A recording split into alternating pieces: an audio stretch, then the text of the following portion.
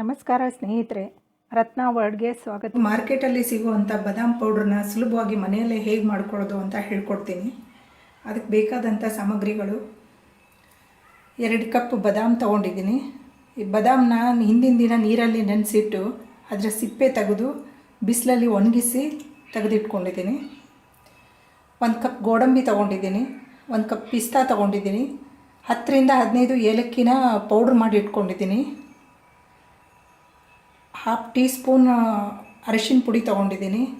2 ಕಪ್ನಷ್ಟು ಸಕ್ಕರೆ ತೊಗೊಂಡಿದ್ದೀನಿ. ನೀವು ಸ್ವೀಟ್ ಜಾಸ್ತಿ ಬೇಕು ಅಂದರೆ ಸಕ್ಕರೆನ ಸ್ವಲ್ಪ ಜಾಸ್ತಿ ತೊಗೋಬೋದು. ಮಿಕ್ಸರ್ ಜಾರಿಗೆ ಹಾಕ್ಕೊಂಡು ಪೌಡ್ರ್ ಮಾಡ್ಕೊಳ್ಳೋಣ. ನೋಡಿ, ಪೌಡ್ರ್ ಎಷ್ಟು ಚೆನ್ನಾಗಾಗಿದೆ, ಒಳ್ಳೆ ಕಲರ್ ಬಂದಿದೆ. ಇದನ್ನು ಮಕ್ಕಳಿಗೆ ಹಾಲಲ್ಲಿ ಹಾಕ್ಕೊಟ್ರೆ ತುಂಬ ಇಷ್ಟಪಟ್ಟು ಕುಡಿತಾರೆ.